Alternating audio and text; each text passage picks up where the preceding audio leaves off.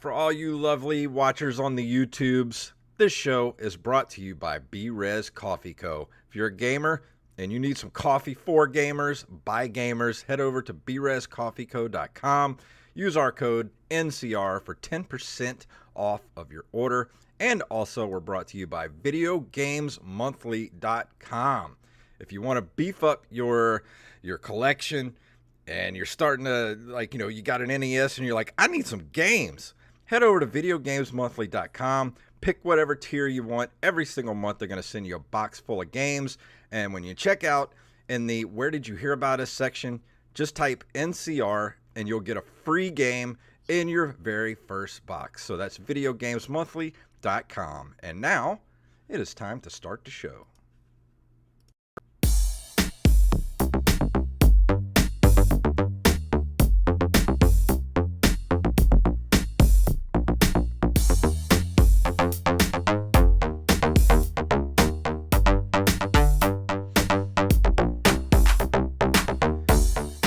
Programs, it is time for a July 4th special episode of the show. My name is Jason Robbins. My name is Derek Diamond. And we have a super special guest here on the show today.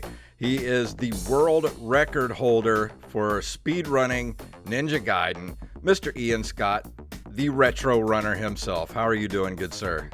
I'm doing good. I'm excited to hang out with you guys. Yeah, man. So first thing I'm going to ask, just get it out of the way. You broke the record, the world record for Ninja Gaiden at 11 minutes and 34 seconds, which is amazeballs. Nobody thought it could be done. Nobody thought beating 11:35 could be done, but you did it, and now you do it regularly. What was it like to hit that 11:34? Well, I'll just say that of the 11:34, and like a lot of people don't know this. That's like the 5th time that we've improved our own world record since we first broke the Ninja Gaiden world record for the first time with an 11:37, and that was already nobody thought that you could do that. Like that's the unbreakable world record or whatever. And all of those improvements felt equally amazing, more or less. But really, that first time that we broke it I felt real good. What is that feeling like? I mean, what are you thinking at that moment?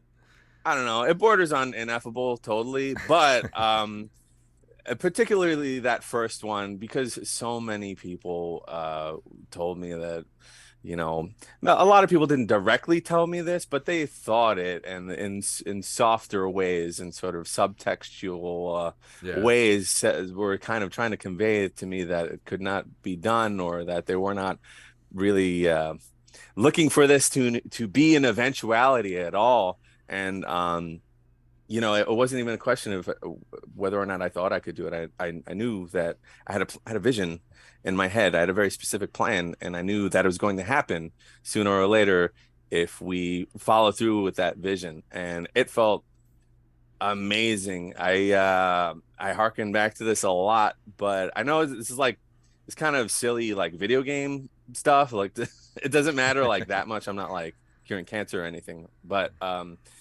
it seems to me that a lot of people are in this scenario where they want to do something, they have a goal, and maybe some people are like, yeah, this is really stupid and meaningless. This is very frivolous. Like, why would you care about doing this? Or on the other side, this is totally impossible. Yeah, even right? Still, something like that, something like that would give people, somebody is like lonely, or like if you have even if you have like a some kind of horrible disease or something, like speed running and getting a world record, it may seem frivolous, but it would be something that like would give people hope, even people that just follow you on that journey to actually breaking a world record. I mean, it does mean something. Sure, yeah, and that's why that first one was so important to me. And that's like I had actually this, it's kind of crazy. I had this asset, this video that I made just lurking in my like OBS. That's a program we used to stream with. It's just a source lurking in my sources, like dormant. And I knew that whenever it was I was going to hit the world record, I play this video, and that's like basically the message of this thing. this video that I made.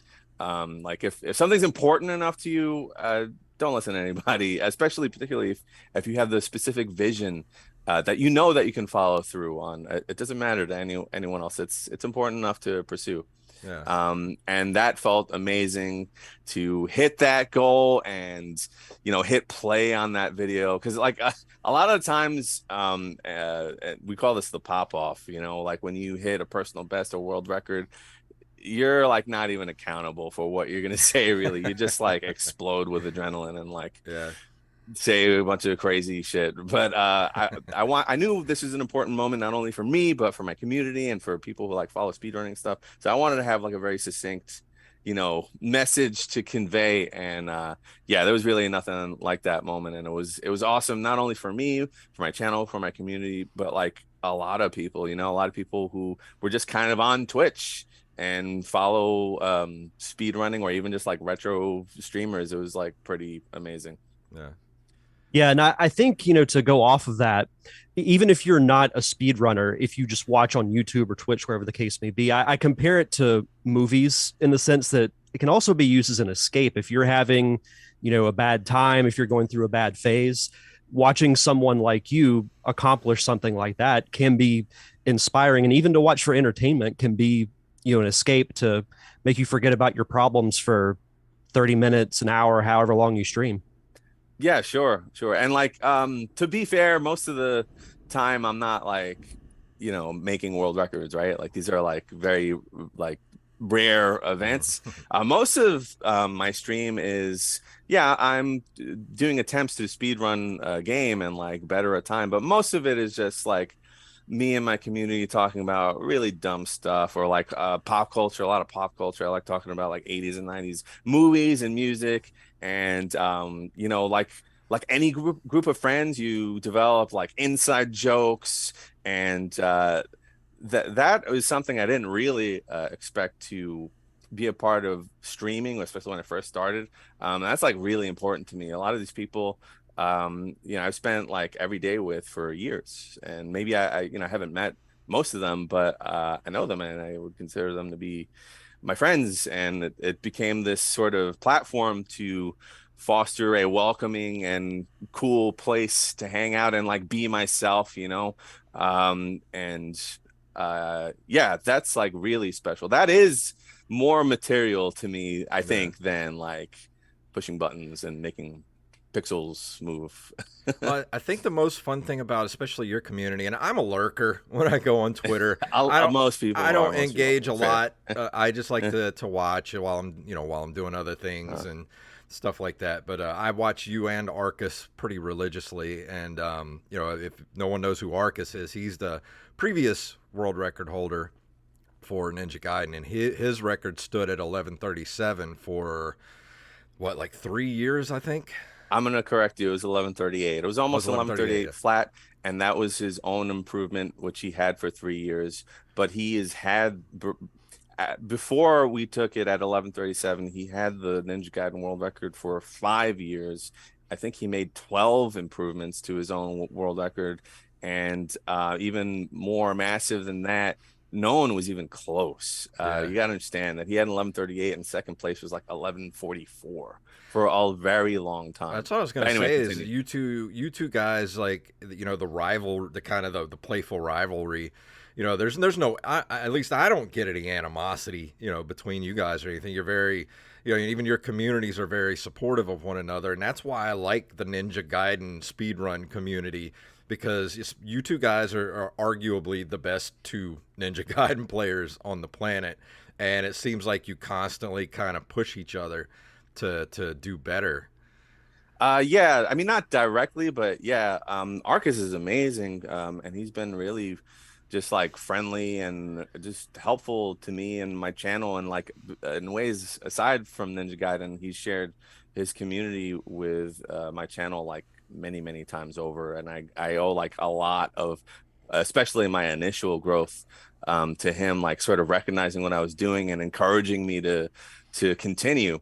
But yeah, it's I don't think that there's any like I rarely encounter like true beefs on Yeah. Twitch, especially in speedrunning, because it's honestly it's such a niche hobby that really like when we find anybody who's even remotely interested in what we're doing, like, oh, you like Ninja Gaiden, you like speedrunning, like let's talk about it. Like so that was kind of like how it always was with Arcus, and I came into the scene being an enormous Arcus fan. That's how I started, really, Yeah. just like watching all of his YouTube catalog, and slowly entering his Twitch channel, kind of being like too shy to like, say Yeah. anything, really lurking, in his Yeah. channel, mimicking little things that he would do. But yeah, we just kept on improving our time, and it's crazy to say that we're at where we're at. We both absolutely have our strengths, which are pretty unique and remarkable, but very, very different. And that's also reflected in our channels. Arcus has an amazing, like, awesome, very relaxed, very friendly channel. He's the And it's Bob kind Ross of speedrunning. is say that all the time because it's true. And there's like so what I love about that, at least probably a lot of people, other people who watch him also appreciate, is like you could be having the worst day in the world, right? Like your whole life could fall apart, but 100% that if you tune into Arcus's stream, he's just gonna be like cool as a cucumber, Whereas my channel is kind of like a lot of extremes, like when things are going like really well, like I think that people who are on board also feel very passionate and excited. But yeah, I'm glad to at this point call him a friend, I think, and it's been really cool getting to know him and you know compete with him. Although I don't really see it that way. I don't know if he does. I'm more sort of competing with myself, and he's competing. We both have our goals. We're playing the same games, and our goals are similar, but they're different. We're playing against different splits on a timer. We're both looking to hit different, things to meet our specific goal in the game. And I think it's important to like recognize that a lot of people don't. Anyway, it's not like a WWE like wrestling. Like I'm not the heel, he's not the face. It doesn't work like that. But it still feels good to like follow you both and just sort of see, you're like, oh, is Arcus going to beat it today? Or if Arcus does beat it, is RetroRunner going to take it back? Like, it's that real fun, like, it's not WWE, but it's still, it's fun to kind of follow that. It's More certainly friendly competition. Yeah, it's certainly excitement for the game. Like if you follow Ninja Gaiden speedrunning, I don't know that something like this has happened really before in Ninja Gaiden speedrunning history. Like there have been other world record holders before Arcus, but like kind of like when he took it, like he just like he like flew past everybody. And I don't think it's never absolutely numerically right. It's never been faster, and it's never been like, I don't know, this intense, I guess. But like, yeah, I'll Arcus and I kind of like our stream schedules kind of overlap a lot, so I don't get to watch him that much. But yeah, I mean, I'll be watching him and like, wow, you are in an incredible pace right now. Like you're gonna do it, right? Like even I get excited. It's awesome. I mean, whether or not he, surpasses my world record and I take it back or I don't. It's just a good thing.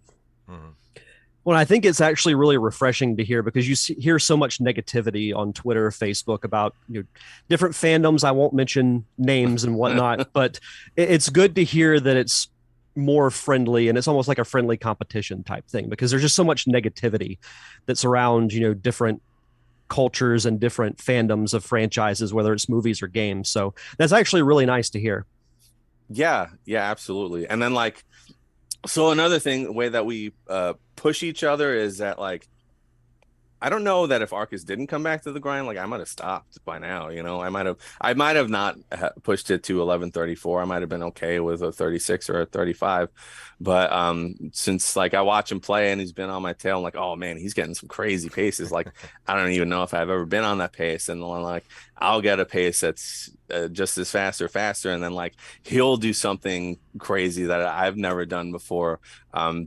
it totally benefits the optimization of the game, which is like, I like to phrase it that way. It's us versus the game, not one runner versus another runner. I like that. Because I feel like Ninja Gaiden is one of those games where you watch speed runs of other games like Mega Man, Super Mario Brothers. There are glitches that people exploit.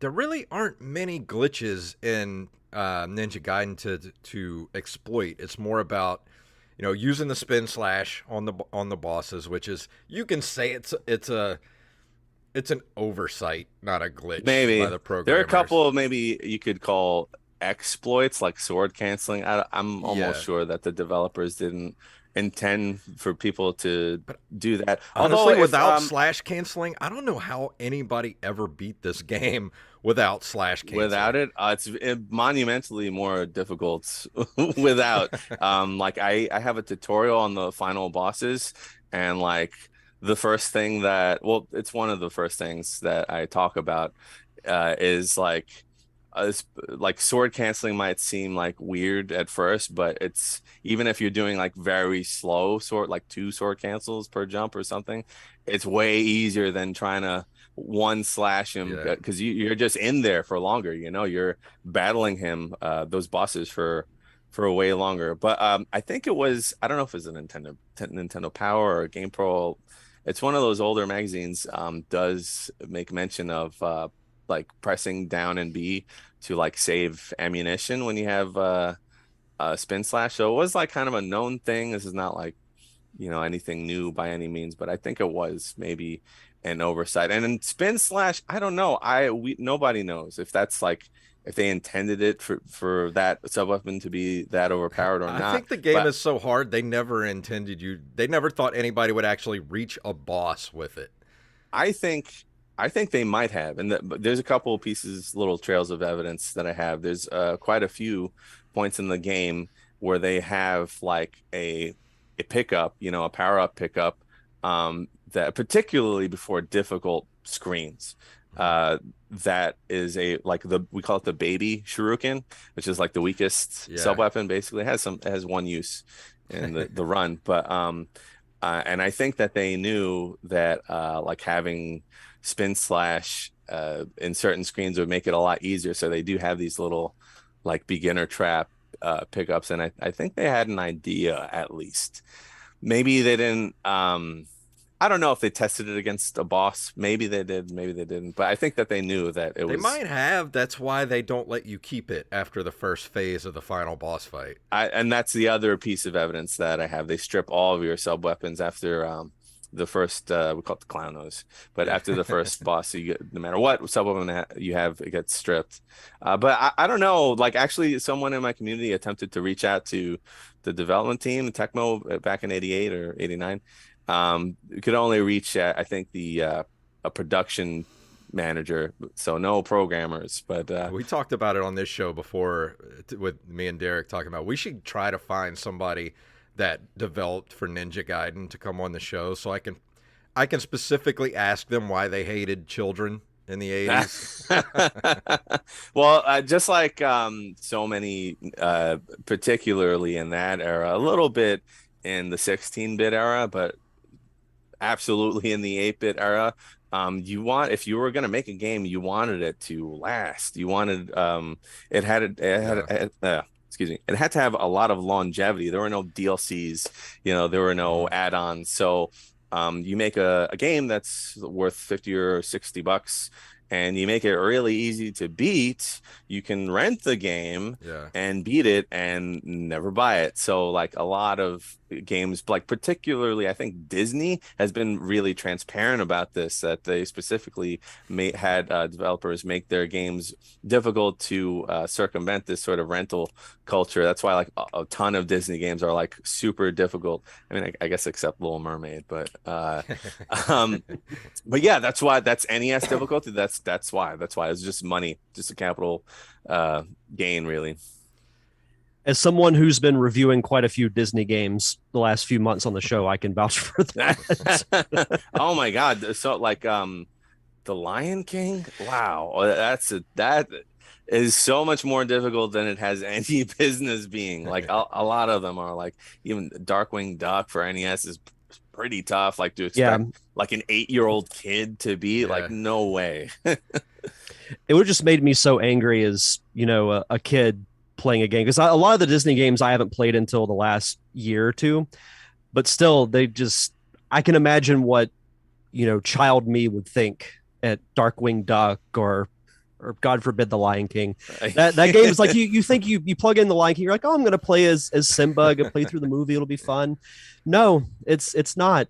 It's It's not. brutal. Yeah, It's it's so awful. brutal. Like Ooh. people talk about Battletoads being difficult, which to be fair, it is, or like Turbo Tunnel, which I don't know. It can be difficult, but that's more of like a memorization thing and not really We've said it a million times a on this Twitch show ability thing, you know? with Battletoads, and me and Derek both agree.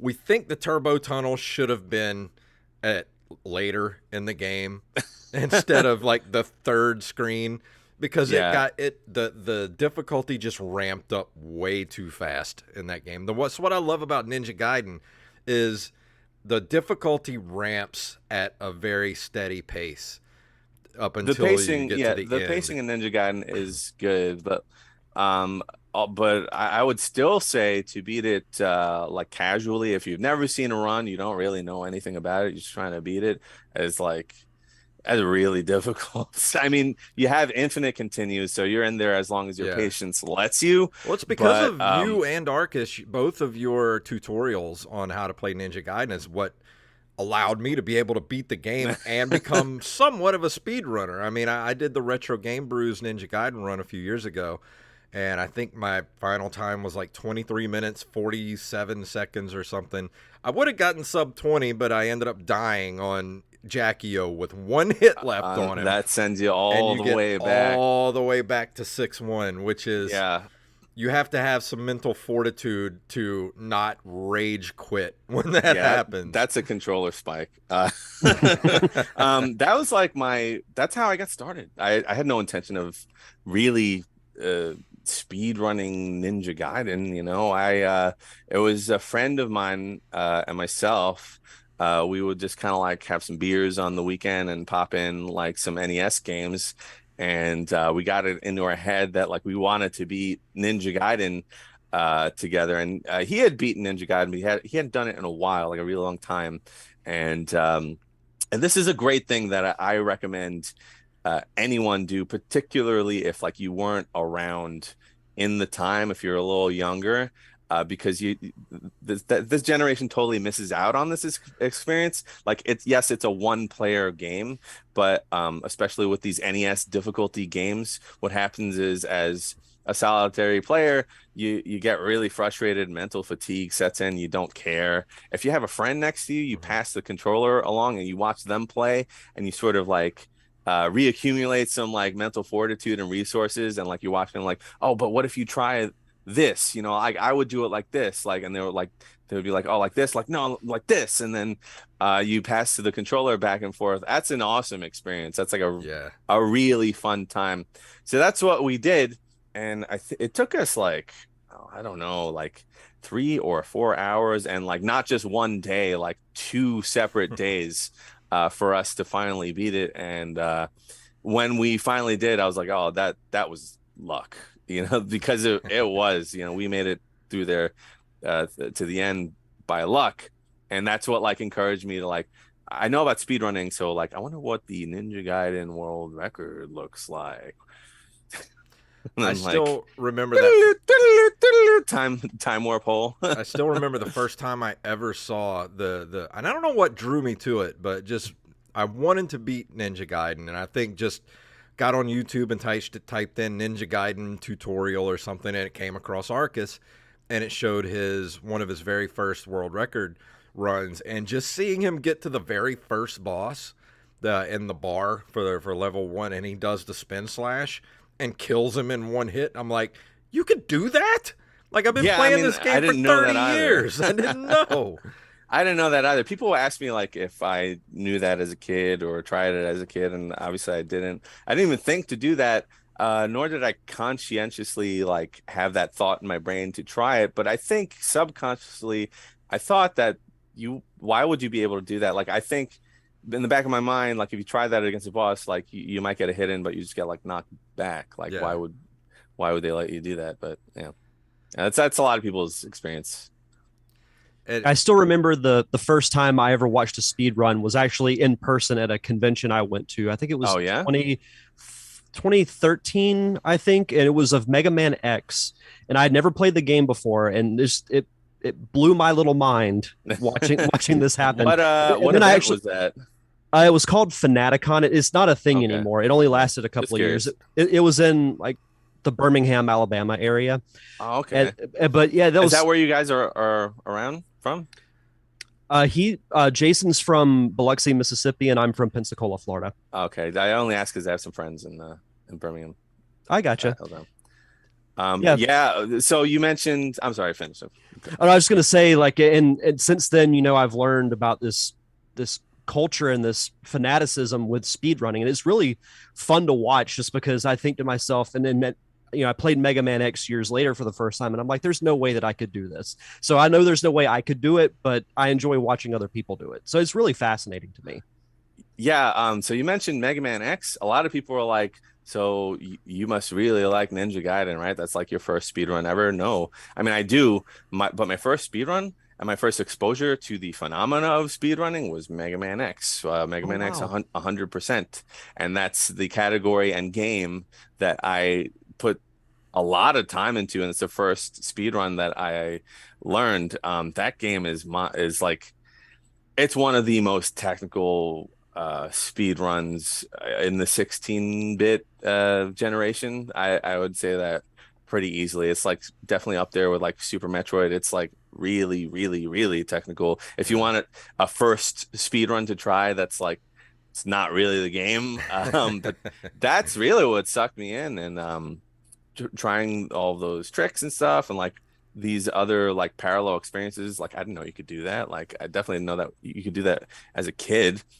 But yeah, that was my first speedrun, Mega Man X, and I had a decent personal best in that one. At one point, I think I had a top 20 time or something like that. But man, that game is mean. That run is really mean and like brutal on the hands. Ninja Gaiden is brutal on the hands, but like Mega Man X is like from the very first stage, you're just like mashing for your life, like from game start, and then like there's all these elements of RNG and hyper technical tricks, and it's so much longer than Ninja Gaiden 2. It's like 3 times the length of a Ninja Gaiden run, basically. But yeah, that's interesting. That was because that was my first speed run exposure also. That was actually going to be my next question. So there you go. Is there Well, interview's over. Gotta go. is there any other games that you want to tackle and try to get a world record? Yeah, I don't know about world record because like it takes a long time to even like see the light at the end of the tunnel if you really want to do a world record grind. On any semi-optimized game, it's gonna take you at least a year to get Yeah. anywhere near contention, you know. But I have been mostly, almost solely playing Ninja Gaiden for like 4 years. So I would like to play something else soon. I am in it for at least the duration of this month. Because there is something called the Ninja Gaiden Racing League (NRL), which is like a 2-week Ninja Gaiden tournament. It starts in the middle of the month of July 16th. But after that, I don't know. I might be done with Ninja Gaiden, at least for a little bit. I just need it, and I need to grow beyond the game.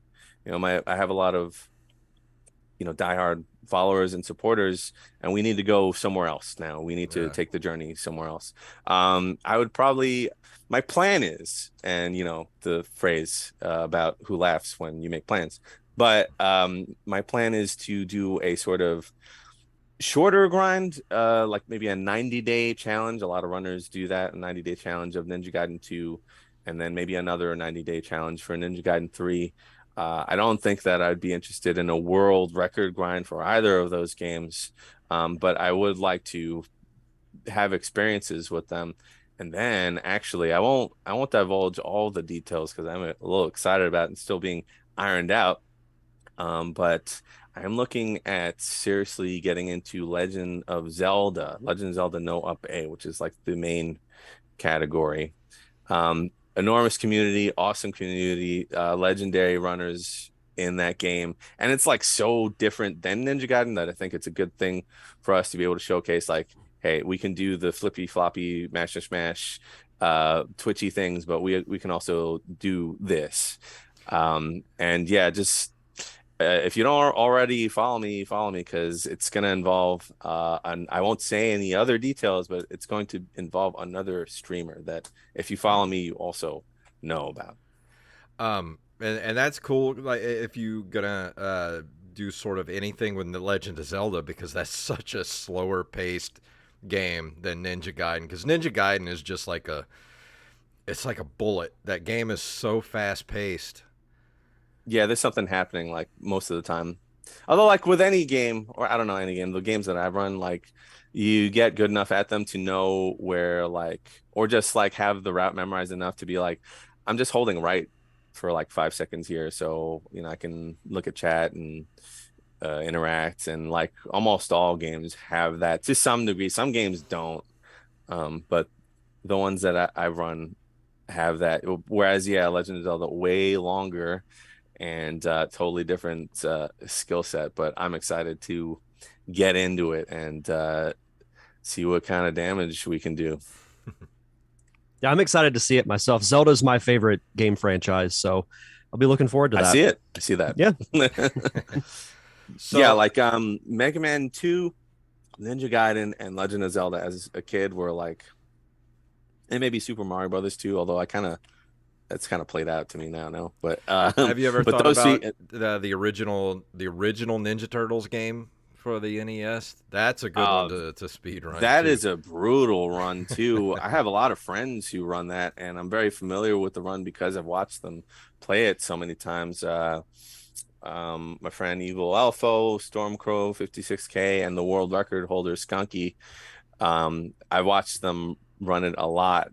Massive amounts of respect for that run because the not only is the skill cap like really high, there's sort of an element of like drawing an RNG slot machine.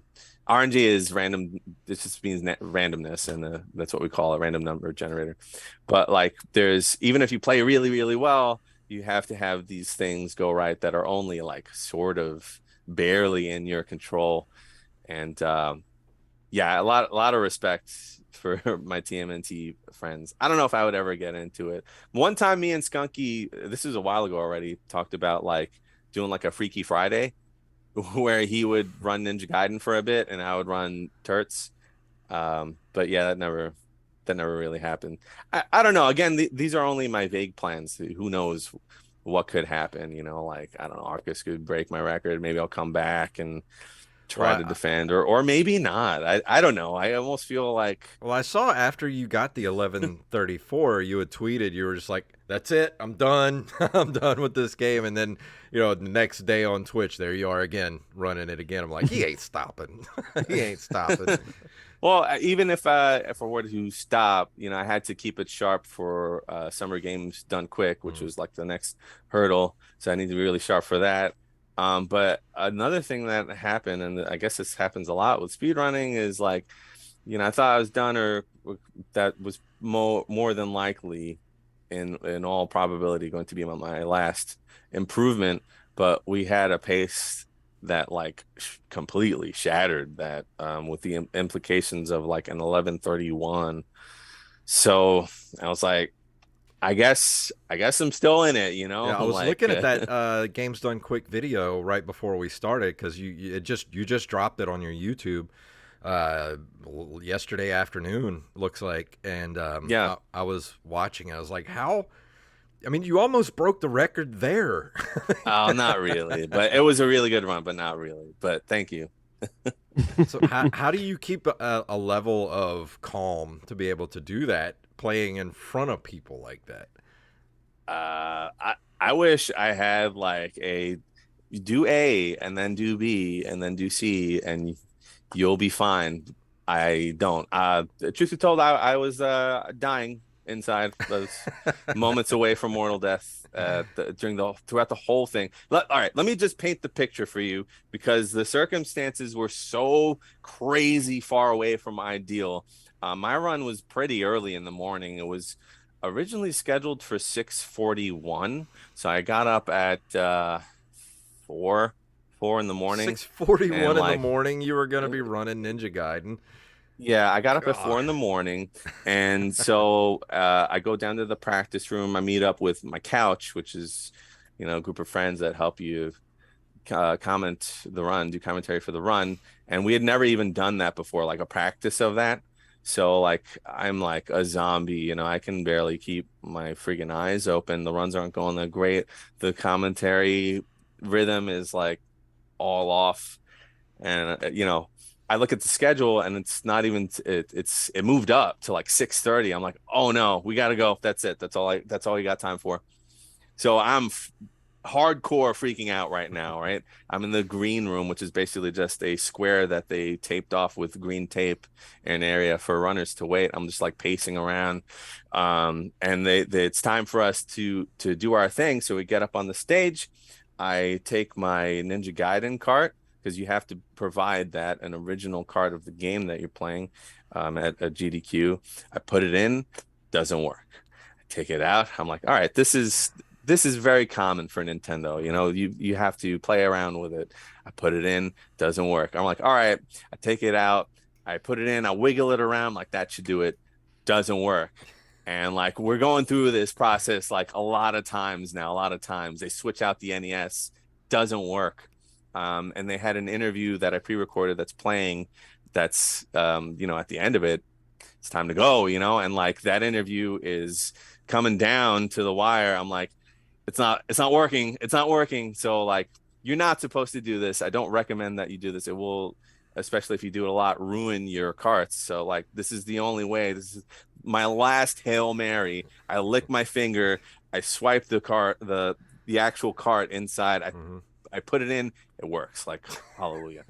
And so they got me running the NES through like an LCD flat screen, which I'm not used to. I play on this enormous CRT tube kind of style old television, and they're telling me there's no like input delay, which is something that can happen if you play on modern TVs.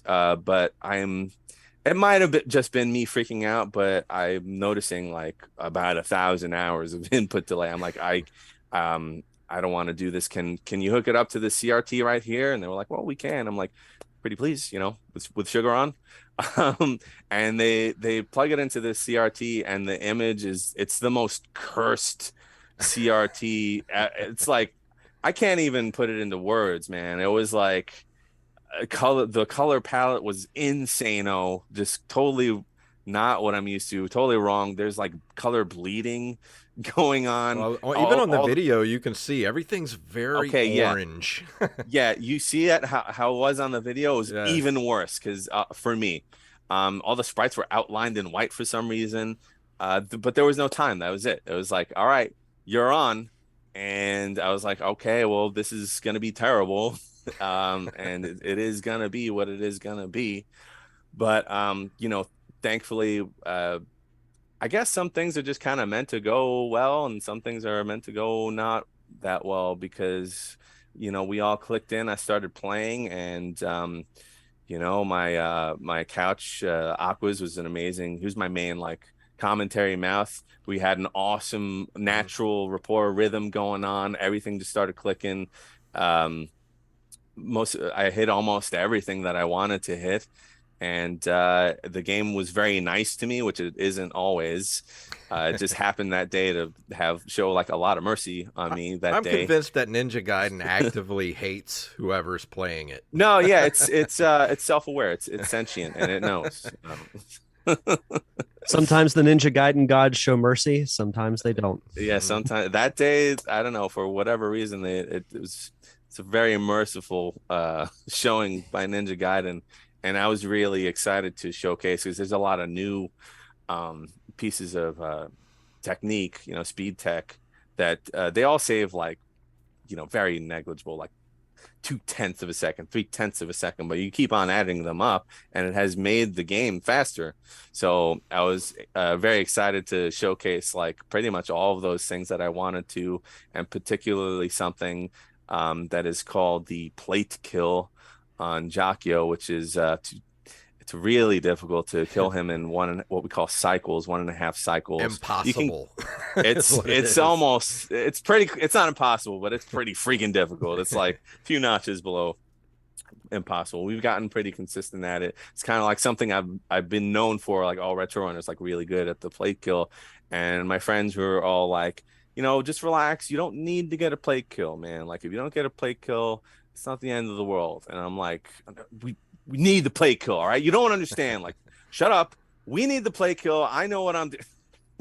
And we got it. And that was great. That was really good. In your personal opinion, and I've beaten a lot of NES games. I've beaten all the Super Mario Brothers games, Castlevania, Contra, and I've beaten Ninja Gaiden. And in my personal opinion, I think Ninja Gaiden is probably the hardest final boss fight of any NES game. Do you think? What is your opinion on that? I'm trying to think of other final bosses that are difficult because they're the yellow devil's pretty bad. They're out there, those like really gargantuan NES fights. I guess without thinking about it too much, what I would say is that unlike a lot of other NES games, not that the beginning or middle of Ninja Gaiden is like really easy, especially if you're first trying to beat it, but like all the NES difficulty in Ninja Gaiden is super backloaded right at the end. Not just in those final two bosses, just that entire Act 6 is designed to punish you. It's designed like if you don't know what to do. Death on is the worst. I like that. I've never heard the Bridge of Death. I like that. We have other names for it. Like a lot of people call that one the AVGN room. Yeah. Or I call it Hell Hallway. I've called it for a long time.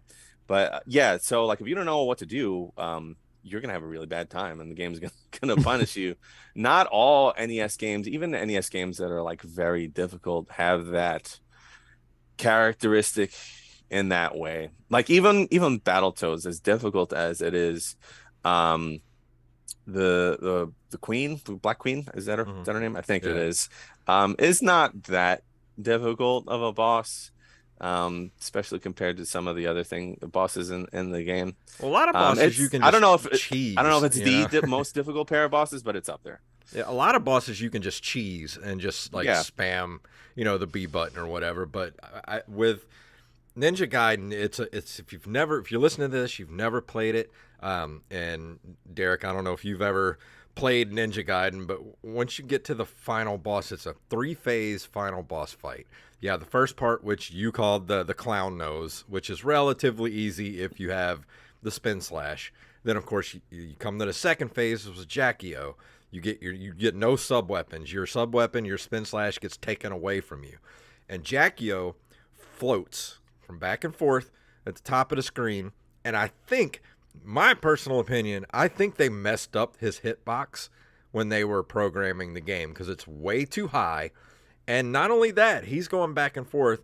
You have to jump to hit him, but he's also sending fireballs after you that chase you. So how people defeated this game without slash canceling beforehand, like just back in the day, it seemed impossible. Yeah, some of us think that too, that they messed up his hitbox. It's really high. Like his sprite is really large. It's almost like half of the screen, but his hitbox is all that stuff on the bottom. Like that is not a hitbox at all. It's like really in the middle of him and up. And actually his hitbox goes into it's weird. His hitbox starts like in the middle of his chest and it goes all the way to the very top of the screen, even where it says like ninja and enemy, like his hitbox is there. Although it's interesting because they did have they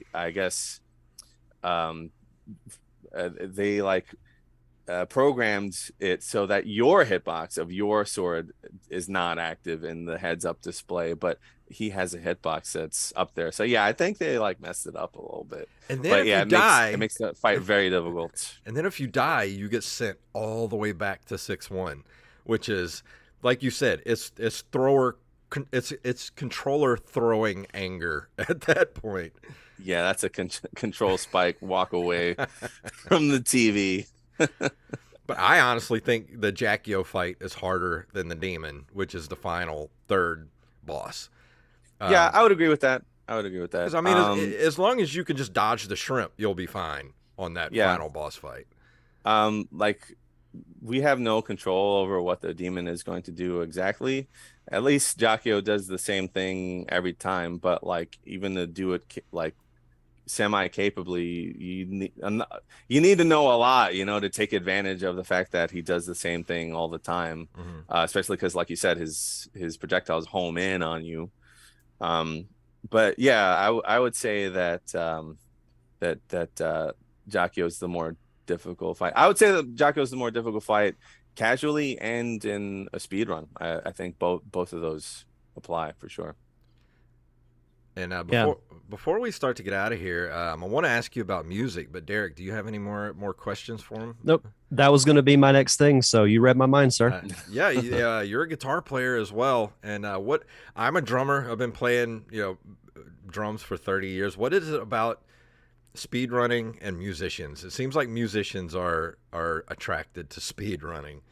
Yeah, I talk about this a lot too. I've been playing guitar for a very long time as well. I don't even remember how. I don't know, 26 years or something like that. We play very similar styles of music too. So if we're ever in the same area, we should jam. Yeah, I'm totally down to jam. But yeah, that's always been like my first love. Music, guitar playing, especially like technical guitar playing, high level like lead guitar stuff. And like even that's what I wanted to do. That's what I chased in my 20s, my mid 20s. I moved to California and was basically looking to join like any band, and I got like some touring gigs and some international stuff and got some things going, made no money, but we have very similar stories, me and you. Yeah, that's interesting. But that's what I first really tried to do with myself. And then I that didn't really work out and I couldn't sustain it. So I got like a semi-career running cables, basically data cables and AV stuff. And I had a work accident that ended that career. So I found myself with like a lot of time and in the throes of workers' compensation and not really a ton to do. So like that was the time I got into. I found out about speedrunning, started wanting to try it myself, and the more I got into it, I think what really sucked me in is that it definitely tickles the same part of my brain that is activated when like you're practicing music, right? Especially something that's really intricate, very difficult. You're practicing these same little parts, over and over and over again. And there's certain, I guess, personality types or brain types that like it's almost OCD. Like I need to get this perfect. That wasn't perfect. I need to get it perfect. Well, speedrunning is the same way, and it's also a dexterous activity. You're using your hands. Like I need to get this part right. I'm not going to be satisfied until I can do this like 100 times in a row. And then like with streaming, there's also like a live performance aspect of it, because you are performing in front of people, if only virtually, but something like at SGDQ, it is in person. It's very, very similar. Like it might not seem like it because music and playing video games on face value produce like such different content, but like what you're doing actually is really, it's not that different. It's extremely similar. And not only myself, I've run into many runners who are also musicians and have like echoed this sentiment. And I actually touched on something I was going to bring up, that you talk about slash canceling, and the way you and Arcus do it is you turn the the controller kind of sideways. And yeah, if you're listening to this, just go watch the tutorial videos on how they do this. But I am a drummer. I have total independence of my limbs, but when I try to slash cancel like you guys and turn the controller, it's like my brain breaks and just won't learn how to do it. Do you have any advice for anybody that wants to slash cancel better? I do. And you're right. At first, it's a bit like trying to rub your tummy and pat your head at the same time, because basically, what you have to do is, do I have a controller somewhere? And you have a whole setup too, they're everywhere. I'll just show you real quick. On a controller, what you got to do is you have to have it has to go this way, because what we're looking to do is you could slash cancel like this. That's right? how I do it right now with down using and B. the two You thumbs. You'll only be able to get so fast results with that. What we really want is to put this controller this way and to use one hand to mash the down and B inputs. But unfortunately that also means that moving Ryu around gets really tricky. That's the part basically that gets me. Down is left now and up is right. So something you can do, anybody can do this. If you want to get into that kind of slash canceling, if you're frustrated by it, don't even worry about that boss room. Just turn on the NES and mess around in Act 1 and Stage 1. Just like move around, to see how far you can get in Act 1 this way. And it's gonna suck. It's not gonna be good. You might even die. But you'll eventually, your brain, this sort of motion will be less alien to you. You'll sort of get the hang of your brain locking in what you have to do to go left and what you have to do to go right. And that's where I would start if you're looking into getting into that kind of thing, which you don't need. You could get a super, super duper sick time without that. You could get like an 11.4x if you really wanted to without that. But if that interests you, that's how I would start. I also have it's like over an hour long. No one asked for this, right? Like it's the way too detailed tutorial on something nobody asked for. But I have a tutorial on Jakio, the Jakio fights. I watched it. That's how I learned how to beat him. It's your video. Cool, man. Cool. I'm glad it helped. But it goes over the whole gamut. The very, very easiest thing you can do to the most difficult thing you could do, and everything in between. It's also chaptered out, because I realize it's kind of long. Not everybody wants to watch the whole thing. You can go to a chapter on a subject that interests you and check it out. Awesome. Derek, is there anything else you wanted to ask him before we get out of here today? I did want to say real quick, I did check out some of your music, and for those who are familiar with the show Cobra Kai, I got very Cobra Kai vibes from your music, so I dig it. Yeah. Okay. So the Double Dragon theme song, I have this redemption on my channel that you can you can choose a retro, it could be any video game song really, and I will do a sort of heavy metal shreddy rendition of it, although I am really backlogged with that. I have to get on that. But anyway, one of the first ones, I don't know if it was the first one, maybe the second one, was Double Dragon. Someone asked me to do, and I completed about 85% of it, and I'm listening to it, and I'm like, this sucks, man. I hate it. And I totally did. I don't know if you watch Metalocalypse. I totally did the Metalocalypse thing. I was delete. I deleted the whole thing. Maybe we should start from the beginning. I don't want to do that. Exactly. That's what I did. I was like, I hate it. This sounds so generic and Dad Rocky, get out of here. And I was like, if we're going to make this work, this has to be a very loose interpretation of these themes. And I happened to be watching Cobra Kai, and the title screen, or is it Mission 1, I think? It's kind of hokey melody. But I rearranged it, and I was watching Cobra Kai. The end credits have those whoo, those things. I was like, oh, that totally fits. We're putting that in there. So that's really awesome that you picked up the Cobra Kai vibes, because they're material there, they're definitive. It's my favorite show on that's on right now across any of the streaming platforms. So that was awesome.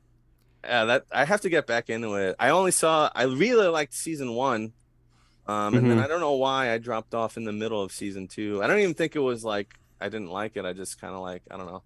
That I show is It's so gotten much. better since then. distracted. That show is Yeah, that's what I so hear. much better than it deserves to be. But as far as the music stuff goes, have you ever met E-Rock? Has he ever? E-Rock? Yeah, his I name's can't say that I have. E-Rock, and E-Rock 331, I think, on YouTube, and he does a lot of, he's a speed metal guitarist, and he does a lot of video game stuff and like, you know, theme songs and things like that. He's a pretty cool channel. You should go check him out. I'll go drop the sub. Yeah, there's a lot of us. You know, Yeah. there's Game Metal, Toxic Eternity, Mhm. Power Glove. There's a I'd bunch love of to do people who do something like this. that, but finding someone around this area to play, metal versions of video game music is impossible. Like, Yeah, I mean not gonna happen. I don't play drums or bass. I program all that stuff and I Yeah. just play guitar because of the same reason that you just said. Well, if we lived closer together, I'd definitely hook up with you. Yeah. Let's do this. Yeah. Let's do this now. Yeah. But thank you so much for coming on the show, man. It's been an Absolutely. absolute Yeah, pleasure thank you so having you here. much. Yeah, been a blast hanging out with you two. I used to do my own podcast, so I'm very familiar with the format and I still like it a lot. So like when really anybody asks me to be on their podcast, I'm like, yeah, sure. When? But yeah, You know, so anytime you want to come it- back, we'd love to have you back. Even as a regular every couple of months or so. I'm down for that. let me know. I'm down. Awesome. Just tell everybody where they can find you at. Sure. Yeah, I invite you to please follow me on my Twitch channel, which is twitch.tv/the RetroRunner. No spaces or anything. It's just the Retro Runner. But yeah, it's a very welcoming, silly, fun place to be. So like, even if you just seen like the world record and you think that's cool, come hang out with us because like it's a very fun, inviting place to be. I'm also really, really trying to push my YouTube channel. I'm really close to hitting what's called YouTube Partner, which is it's weird because Twitch Partner and YouTube Partner are totally different. Yeah. But I'm close to meeting the metrics of that. And again, that's youtube.com/the Retro Runner. Surprise, surprise. But yeah, go drop a sub if you can. That helps a lot. And we have weekly edited videos. These are different than like just a personal best or world record highlight or speed run. We've uniquely curated content for YouTube. So that's something you could check out. There's also, you mentioned music. You can check out my music at, I think this is the way it works, retrorunner.bandcamp.com. Is that how Bandcamp? Oh, I think man, so. I'm gonna I mess think it this is up. I think so. bandcamp.com. I'm pretty sure. Yeah, Yep, it's .bandcamp.com. Yeah, so it's the retrorunner.bandcamp.com. All my stuff there is, you can get it for free if you like. You can name your own price, even if it's $0. I don't care. Actually, don't even think that we live in an age where you can really charge people for music. But yeah, I like to throw that out there for free. Also, you can follow me on Twitter because that's, for some reason, Twitch chose that social media as its main, I don't know, platform for some reason. But yeah, if you follow me on Twitter, it also helps the channel grow. And that's retro_runner. Twitter Awesome. at retro_runner. Derek, you got anything you want to throw out there before we leave for this week? Nope, just you can check out my other show, the Feature Presentation Podcast. I've got a pre-recorded show because if you're listening to this on July 4th, it'll be out tomorrow with Jeff Bolo, who was one of the child actors in Don't Tell Mom the Babysitter's Dead. He's also been a screenwriter for the last 25 years, so we talk about that. You can follow the show on social media at Feature Pres Pod. And go check out the Open Micers, my other show, Open Micers Podcast, at Open Micers on Twitter. Instagram, we've had some really good guests over the last few weeks. Talked to Raylan Nelson, who is Willie Nelson's granddaughter from the Raylan Nelson Band. Her guitar player, Jonathan Bright, was on the show as well.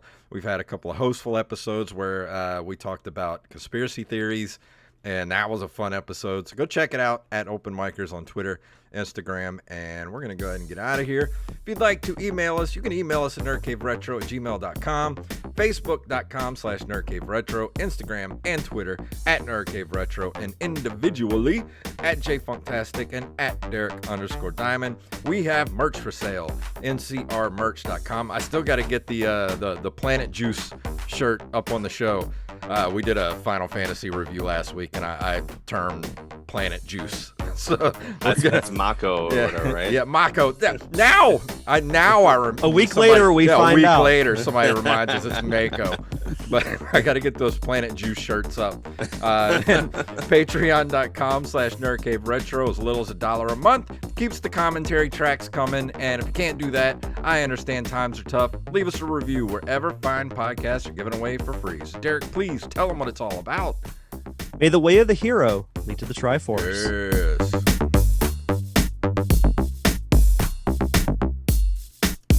Oh, a fellow checker, eh?